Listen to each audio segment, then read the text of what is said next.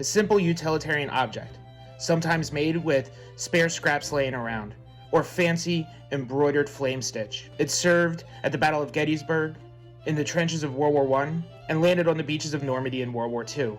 Join us this week as we uncover the history behind the housewife.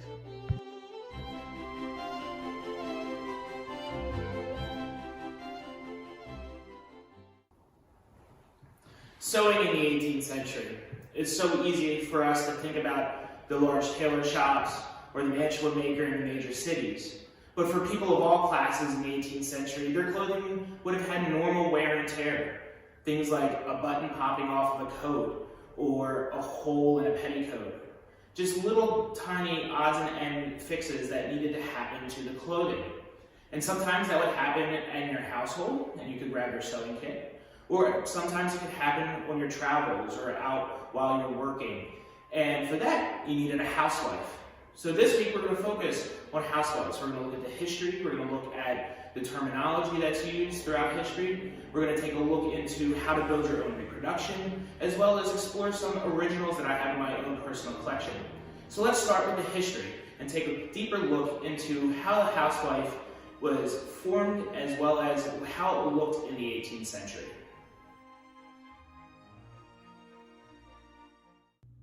Our journey starts today at Pottsgrove Manor in Pottstown, Pennsylvania, and we'll be taking the 18-minute drive from the manor house to my house. And along this drive, we're going to be talking about some history of the actual housewife. Let's go ahead and acknowledge the elephant in the room right away. When I talk about a housewife, I'm talking about a sewing kit and not an actual human being. And while referencing sewing notions of the 18th century, I will not be talking about etuis, which were cosmetic kits or sewing kits in the 18th century, and I also will not be referencing sewing boxes today. I'm talking strictly about a portable roll-up sewing kit to take with you. The Oxford English Dictionary defines a housewife as a small case or pouch for needles, thread, and other small sewing items. A length of soft fabric divided into pockets that may be rolled up when not in use. The earliest reference to a housewife comes from the Lives of the Most Remarkable Criminals, dated 1735. And while we're on the origins of the housewife, let's take a look at housewife or Husif. An etymological study of the two terms shows that housewife was in the printed text in the 18th century, but historians believe that Husif was the actual spoken dialect used. Husif will show up in printed text in the 19th and 20th century. So in the 18th century, you can write it as housewife and say it as Husif or housewife.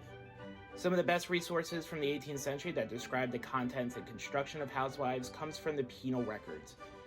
Today we're using the proceedings of the Old Bailey, which covered the criminal courts in London in the 18th century. Besides the typical sewing notions found in a housewife, like buttons, linen thread, and needles, we also see valuables being held in housewives. So a housewife also worked like a pocketbook. In the September 1756 trial of Sarah Morgan, it was noted that after that I had found 5 shillings in silver in a housewife put under her arm. So in the 18th century, a housewife was not only a sewing tool, but also was a pocketbook to carry valuables. The Old Bailey also describes the material used in the construction of housewives. There was flame stitch embroidery, and most commonly, linen was found. We must note that not all criminals carried housewives, and not all housewives were carried by criminals. The penal records are the easiest way to find original documentation from the 18th century. Moving into the 19th century, we begin to see patterns for a housewife become more formal. In 1840, the Workwoman's Guide gives instructions on the construction as well as the layout for a pattern for a housewife. It is also during this time that we begin to see the housewife move into more military use. During the Crimean War in the 1850s, the British Army conducted research into the destruction of the army at Sevastopol, and it found, to every man's kit a Husif with thread, needles, and buttons be supplied. No article is more necessary to a soldier. The popularity of the housewife will continue into the American Civil War, where many soldiers were carrying these housewives into battle in order to mend their uniforms while on the hard campaigns of the 1860s. Welcome to my home, and we are in the basement of my home, where in here I have my collection of British World War I and British World War II militaria. Before I go any further, I want to explain how my collection works with me. My collection is not a museum collection. I do use it a little bit different than our museum collection at Pottsgrove Manor may look at our collection pieces. This here is an educational collection, is how I look at it. Through living history and reenacting, I take my pieces out and show the original pieces to the public that way. So this is a functional collection. I do keep up with it and care with it just as much as I would do a normal museum collection, but I am taking this with me out into the field. The other side of that is I do have originals that you'll see that I also reproduce authentic copies off of to take to reenactments so that the originals won't necessarily get the normal wear and tear. So I wanted to just point that out before we get into this, because you might see originals and then you might see a couple reproduction items here and there just to fill out the kit that's here in front of you on the table. So let's jump into looking at the collection here. We discussed that after the Crimean War, the British Army really investigated and took a major interest into housewives and making sure that every single soldier in the British Army was carrying one. That quickly was adapted by the British Army, and it became very, very popular beginning by the Boer War and through the different campaigns in Africa in the late 1800s. By the time of the First World War, they really had expanded upon that idea of a housewife, of something that was small but extremely important to the upkeep and keep. Something else the British added to that was what they would call as the hold-all. We would call it a toiletry kit. The items needed to maintain and keep sanitary while on the campaign. And the British are going to adopt the basic layout of a housewife as far as their hold-all. So when we examine the collections in front of us today, we're going to look at not only just the housewives themselves, but also the hold-all, because that kind of becomes an extension of the housewife also. Before you now on the table, you can see the contents of a First World War British soldier's hold-all and housewife. The British adopted these two patterns as an easy way to make sure that two extremely important pieces of kit, being one for the mend and upkeep of the uniform and appearance of a true British soldier, as well as the mend and upkeep of cleanliness in the true appearance of a British soldier, was safely to be able to be stored inside the haversack that the person was carrying at all times. The hold-all itself was either made with white linen or a white cotton canvas, and it was 17 inches long by 8 inches wide. It was one solid piece of cloth with cloth sewn into the middle that had different pockets in it so that you could store the kit safely inside. You can now see the contents of the hold-all safely stored inside. From left to right, you have a trench lighter, which could also be carried on the person, a toothbrush, a shaving brush, a straight razor, a fork and a spoon, as well as a button stick for the polishing of the brass buttons not only on the uniform, but also on the webbing equipment, a bar of carbolic soap, carbolic tooth powder, as well as shaving soap and extra bootlaces.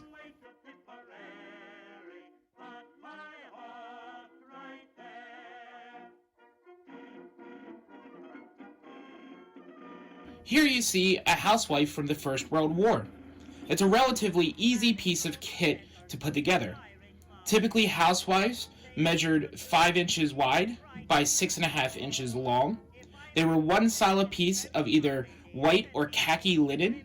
It had a large pocket and was closed with cloth ties. The contents of it were similar to what you would find in any 18th century housewife. There was linen thread for the mending of holes in the uniform, as well as yarn for the darning of socks. You'll notice that just like in the 18th century, soldiers could have kept tokens or coins in their housewife. You'll see a thimble, as well as extra spare thread.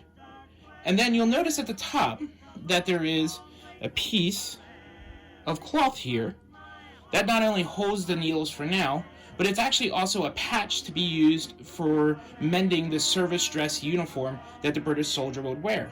The housewife has now been packed up. Let's pack up both hold-alls and put them into the haversack like a soldier would normally carry.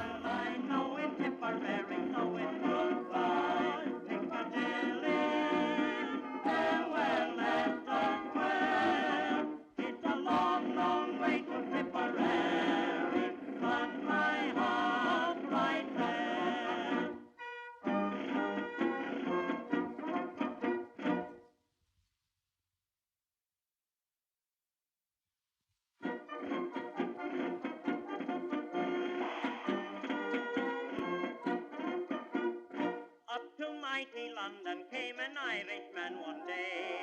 As the streets are paved with gold, so everyone was gay. And you'll notice that there's still plenty of room for spare clothing, the boot brushes, and other personal effects that the soldier may carry.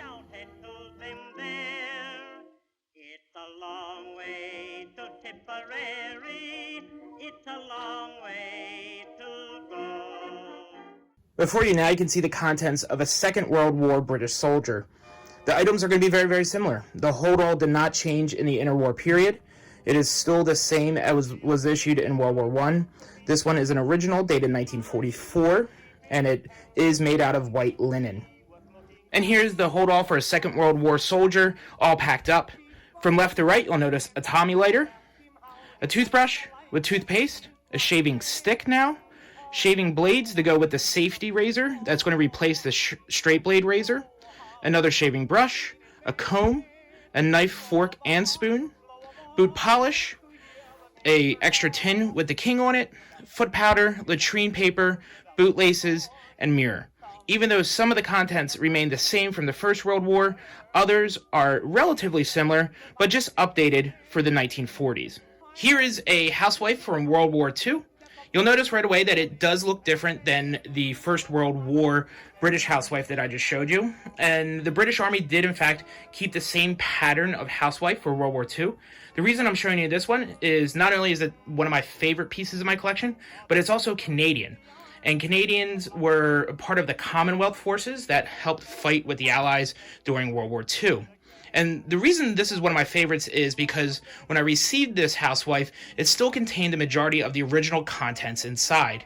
And right away, you'll notice the similarities almost 200 years later to an 18th century housewife, not only in the shape and how it's made, but also in the contents that are going to be carried on the inside. It measures 5.25 inches wide by 12 inches long and has 3 pockets on it to store the contents. It would roll up and be closed with ties. On the inside, you'll notice that there's linen thread. This time, it has a green shade to it, and that's because the Canadian Army had green battle dress during World War II. But it still has the yarn for the darning of the socks. It has metal buttons as well as plastic buttons. It still contains money like the 18th century. In this case, it has a 1 shilling from 1938, as well as a pair of scissors and a thimble. And here we'll do the same thing. We'll pack up the housewife and the hold-all and place it into the pattern 37 haversack that a typical British or Commonwealth soldier would have carried during the war. An interesting note, which makes this housewife even cooler, is that the soldier who carried it during the war made himself a homemade carrier for his housewife out of spare fabric and a spare snap that was laying around.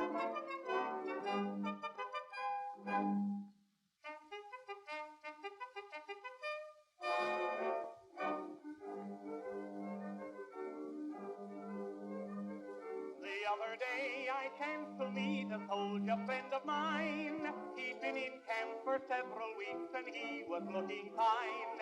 His muscles and Once again, once it's placed in the haversack, there's still plenty of room to carry other personal effects on your person. what he said. Oh, how I hate to get up in the morning. Oh, how I'd love to remain in bed. For the hardest blow of all is to hear the bugler call. You've got to get up. One of the really interesting things about collecting First World War and Second World War items is that, much like in the modern military today, soldiers during that time period had to mark their pieces of kit with their service number. And it helps because even though it's, in some cases, like in the Second World War housewife, you can't trace it all the way back to a name, but you can trace it and understand where that soldier had been. I'll start with the Second World War housewife. The soldier's number is G23371. This soldier served in the North Shore Regiment.